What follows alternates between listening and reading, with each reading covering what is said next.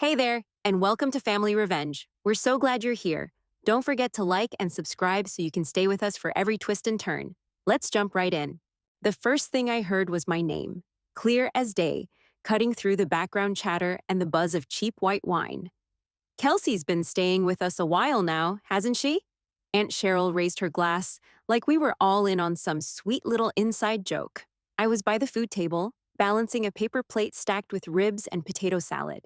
30 people out on the back patio, folding chairs, dollar store decorations, sunburned neighbors I hadn't seen in years. The usual crowd from my uncle's job.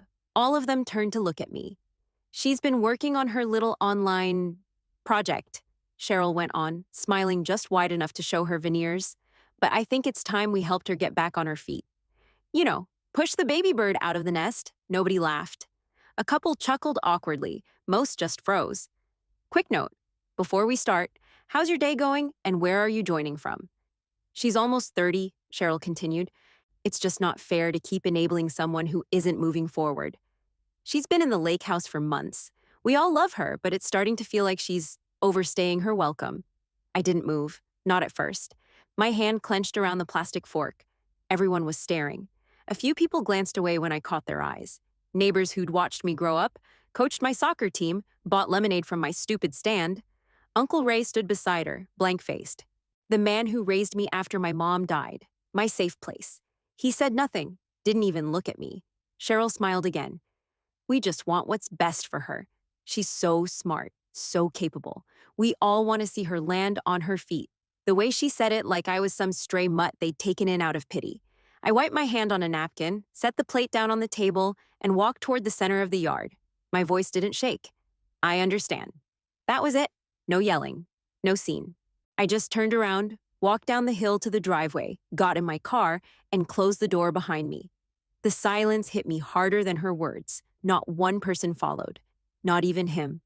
I sat there with my phone on my lap, staring through the windshield at the yellow porch light flickering on the garage. Then I opened my contacts and hit dial. Push the closing on the Bayfield Marina loan, I said. First thing tomorrow morning.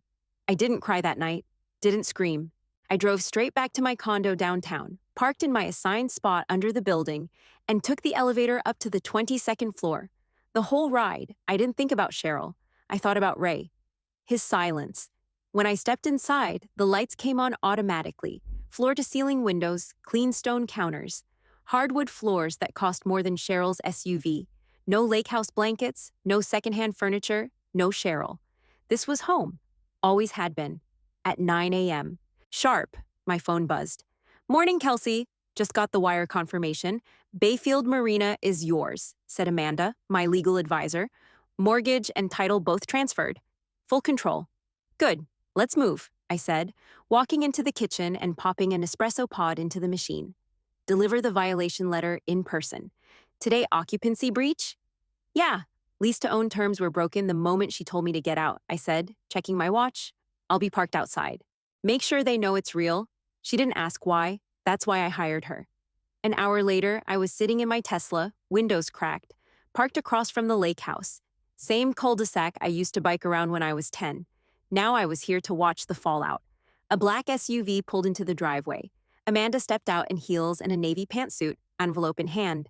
Cheryl answered the door in her robe, coffee mug in one hand, phone in the other. She smiled at first, probably assumed it was a delivery or a neighbor. Then Amanda handed her the envelope. I saw Cheryl blink, glance down, flip through the pages, and then it hit. She stepped back like the thing burned her, mouth opening and closing. Amanda nodded once, said something short, and walked away. Cheryl stood frozen in the doorway, holding foreclosure papers with shaking hands. My phone rang before Amanda even got back in her car. Ray's name popped up. I let it ring twice, then answered. Kelsey? What the hell is going on? We're being foreclosed on. This says we've violated our occupancy agreement and the mortgage has been reassigned. What is this? Who the hell is Landstream Holdings? I shifted the car into drive and pulled away from the curb. That's my company, I said. Silence. He didn't even breathe for a second. What do you mean it's your company? I mean exactly what I said, I replied, turning onto the main road. Landstream Holdings, real estate investment. I started it 3 years ago. The marina property was part of a distressed portfolio we just finalized. You bought our house? His voice cracked. You bought the lake house? No, I said. I bought the debt tied to it. Technically, you're still living there. Illegally, now. Kelsey, come on. This is insane. Why would you do this? You want the long answer or the short one? I asked. Kelsey, please. I pulled into a nearby park and ride. Let the engine idle. Short answer? You let your wife humiliate me in front of 30 people yesterday. You stood there and said nothing. So now we're playing by the rules. The real ones. The legal ones? She didn't mean. She was just, Kelsey, we didn't know. Exactly, I said, cutting him off. You didn't know? You never ask. You assume. She thinks I'm some broke loser. You think I'm a joke. Now you're not laughing. He was quiet again. Cheryl's voice came through faintly in the background, panicked, fast. What do we do now? He finally asked. I exhaled slowly, staring through the windshield at nothing.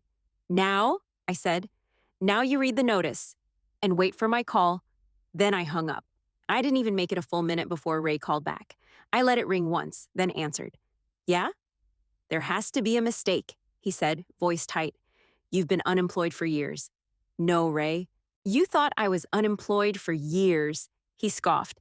You've been floating around saying you're working on something, but never explaining a damn thing.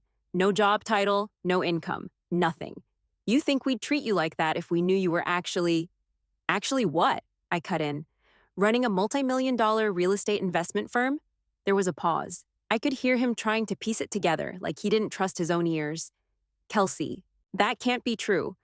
Landstream Holdings, I said, launched it 3.5 years ago. Privately held, multiple investor pools, targeted distressed assets in emerging metro corridors. Current valuation, just under $180 million. You're bluffing. That voice didn't come from Ray. It was Cheryl. She must have grabbed the phone from him. You were sleeping on our couch 6 months ago, she snapped. Don't act like you're some financial genius. You barely left the house. You wore sweatpants every day. Yeah, I said, dry as hell. Because I work remotely and I own the company. I don't need to show up to impress anyone, least of all you. You've been lying, she said, voice rising. This is some game. No, what you saw was what you wanted to see. You never asked questions. You assumed because I wasn't bragging, I wasn't doing anything. Ray's voice came back on. Kelsey, this is serious. If what you're saying is true. Do you remember that time you joked that I'd never qualify for a black card? I asked. You and Cheryl laughed like I'd never make more than minimum wage. I didn't mean it like, I carry that card now, I said. It's in my wallet, in my penthouse, parked next to my Tesla and my actual life. The one you two never bothered to notice. Cheryl let out this sharp little breath like she'd been slapped. Ray tried again. Why didn't you tell us? Tell you what? I said. Every time I brought up work, Cheryl made a joke about influencers or asked if I'd finally gotten a real job. I stopped sharing because you never listened. You still should have said something, Cheryl snapped. This isn't normal behavior. Neither is publicly humiliating someone at a retirement BBQ, I shot back. But you did that just fine. Ray exhaled into the phone like he'd aged 10 years in 10 minutes. If you had all this going on, he said quietly, why live here? Why stay at the lake house? Why not just go home? I sat back in my seat, gripping the steering wheel, jaw locked. Because you invited me. Neither of them said a word. You offered the lake house when I said I needed a quiet place to focus. You said it was mine as long as I needed it. You called me family, Ray. I thought that meant something, Cheryl whispered. We didn't know? You didn't care enough to ask. I hung up. Not even 5 minutes after I ended the call, Ray texted, Please, can we talk face to face? I owe you that. I stared at the message, thumb hovering over the screen. Then I grabbed my keys and pulled out of the lot. When I rolled up to the lake house, nothing had changed. Same American flag in the flower pot, same plastic flamingo leaning sideways in the front yard. The Happy Retirement Ray banner still hung across the porch, sagging at the middle like it had given up too. But the energy was gone. The patio was empty. The house was still. Even the birds sounded quieter. Ray opened the door before I knocked. He looked rough. No belt, shirt half tucked in, like he hadn't slept. He stepped aside and nodded toward the living room. I walked in, slow, keeping my arms crossed. Cheryl was already sitting on the couch, stiff and silent. I didn't sit. Ray cleared his throat. I messed up. I raised an eyebrow. You think? I should have stopped her. When she started talking at the party, I froze. That's not an excuse. He stopped himself and looked down. I let you down. I know that Cheryl shifted but didn't speak. Ray kept going. You've always been family. I didn't protect you like I should have.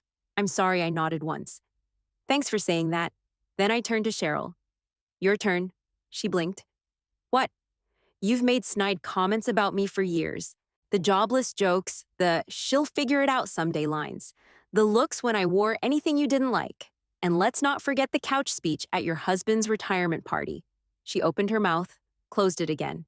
So now, I said, stepping closer, I want to hear it from you.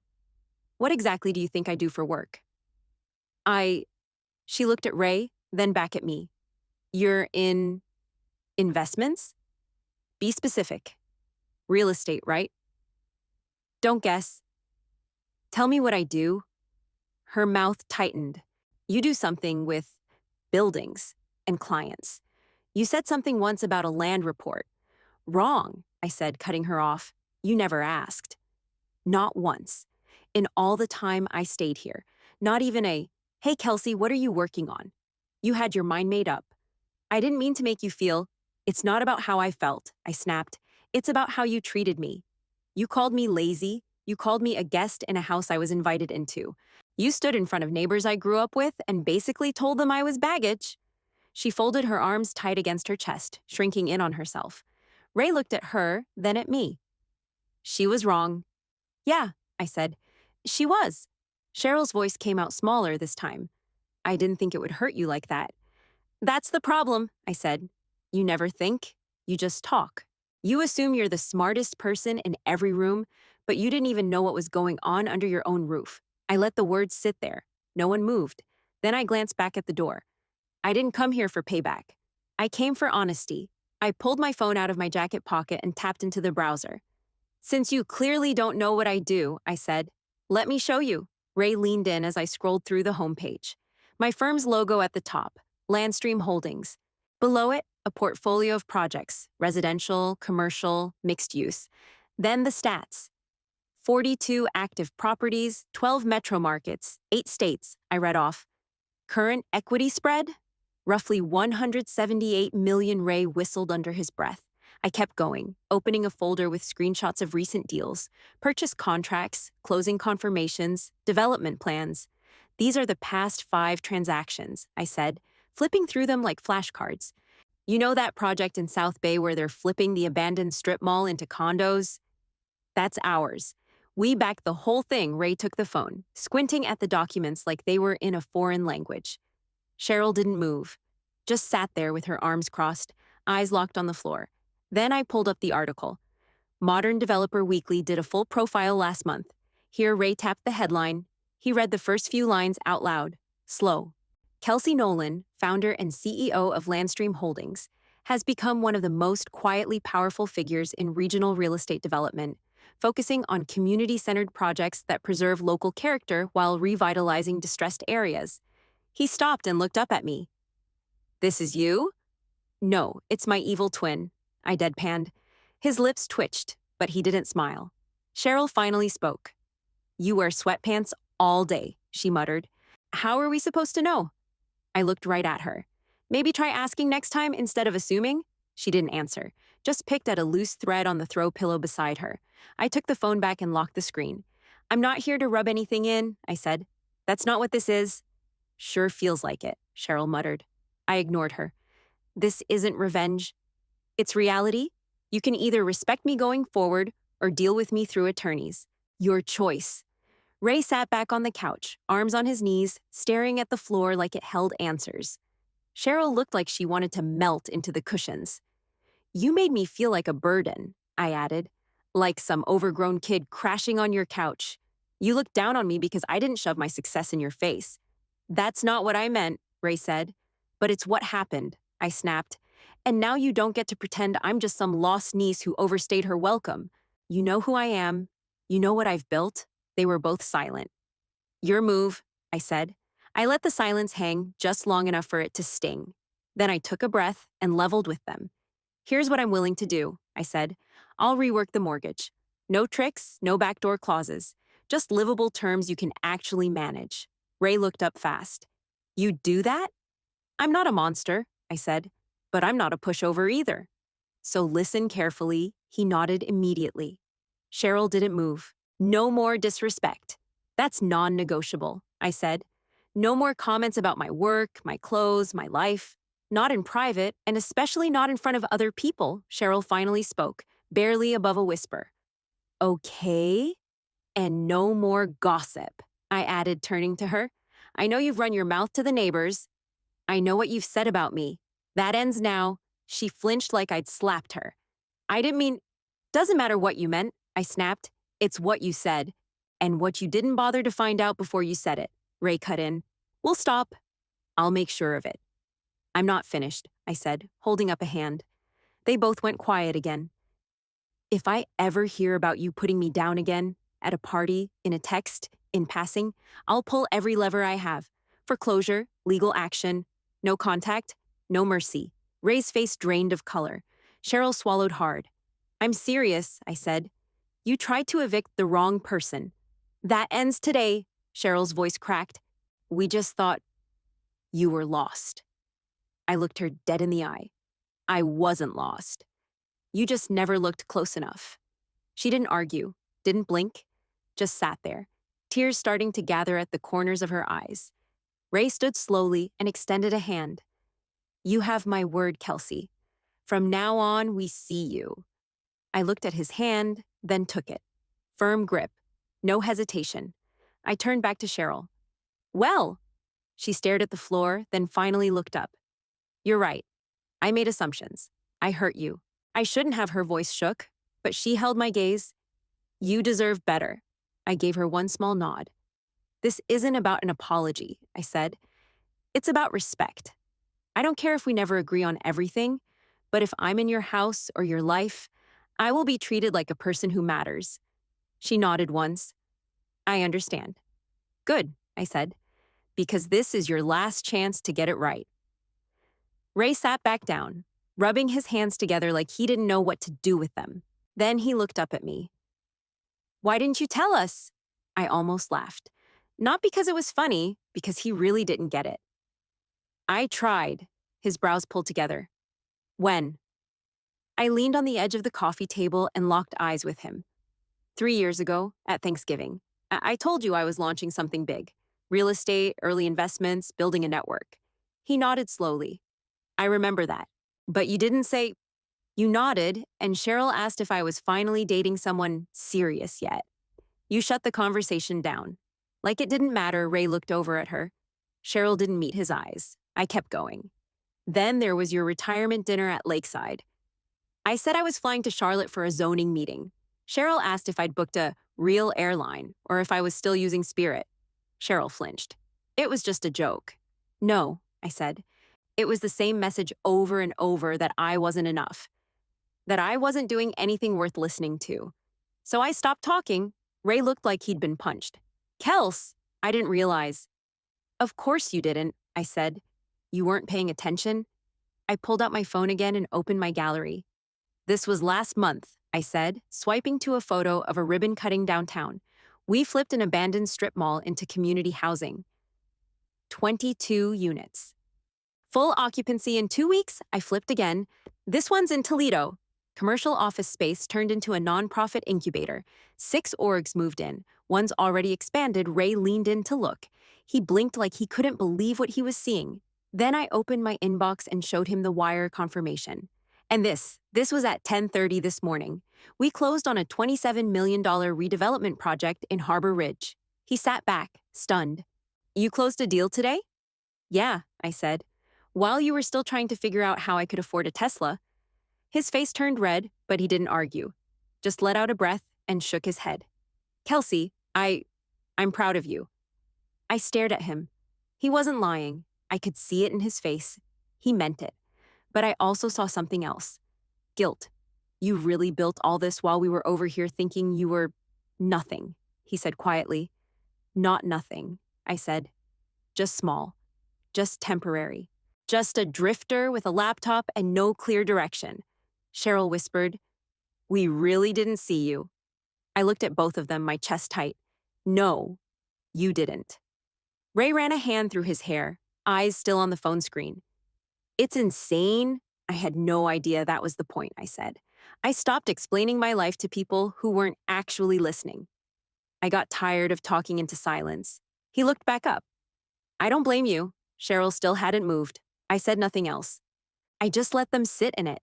The silence after Ray's last words just sat there, heavy, uncomfortable, necessary. I leaned back, crossed my arms, then looked over at Cheryl. "What about Lucas?" She blinked. "What about him?"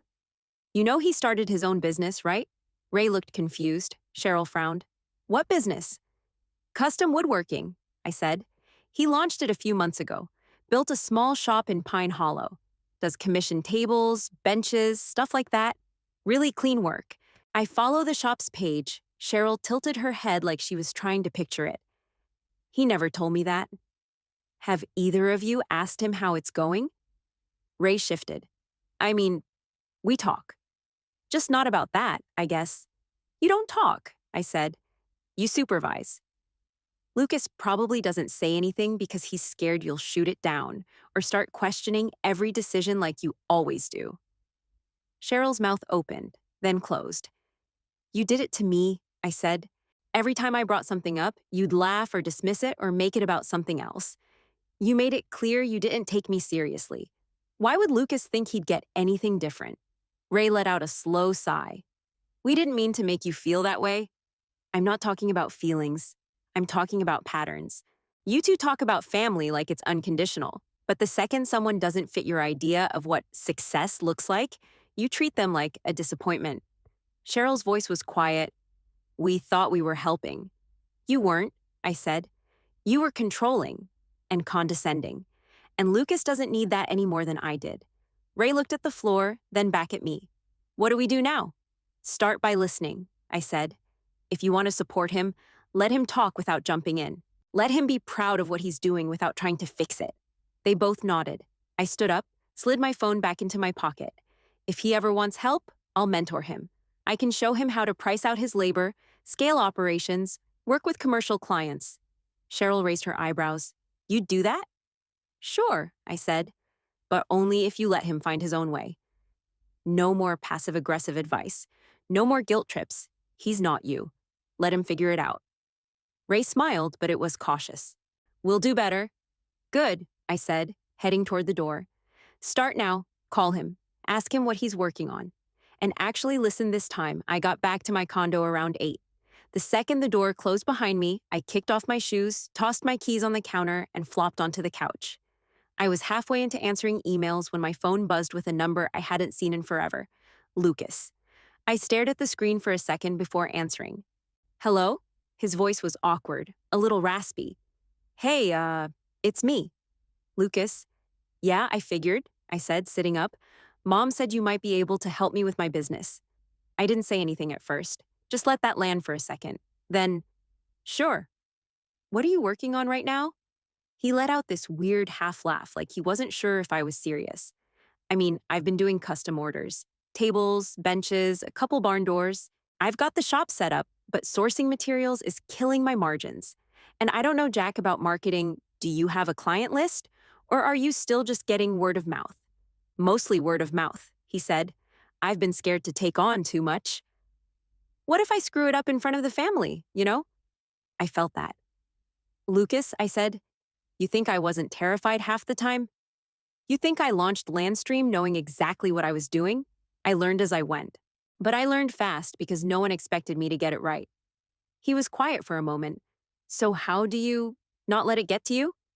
I stopped trying to prove anything to them, and I started building for me. Another pause.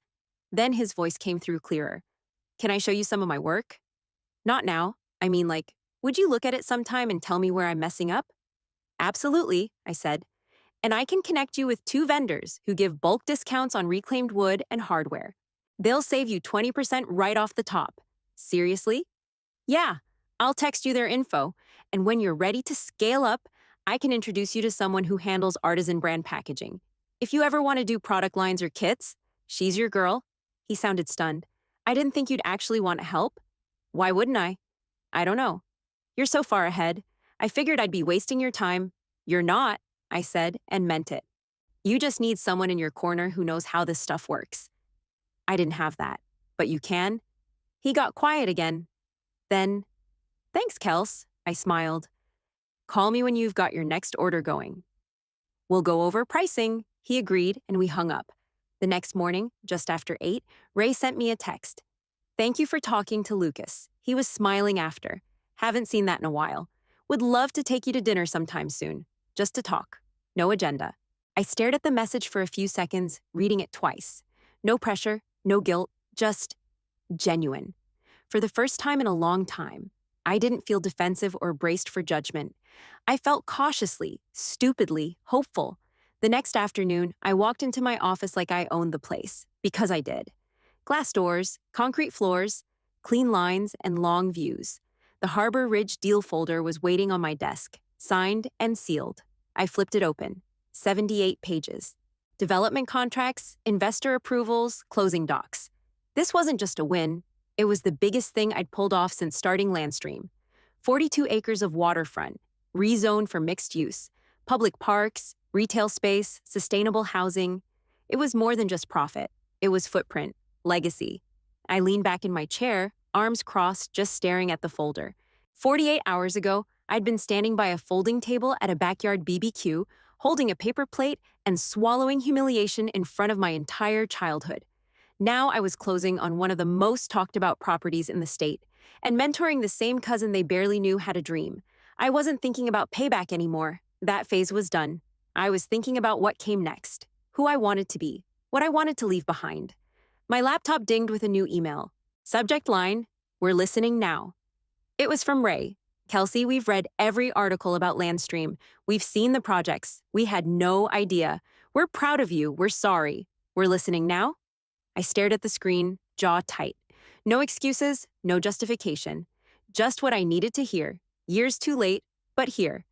I closed the email, then I closed my laptop. I walked out to the balcony and leaned against the railing, eyes on the skyline, glass and steel, motion and money. Everything I'd built from scratch, not for them, for me. And now, for something more. My skyline, my rules, my peace.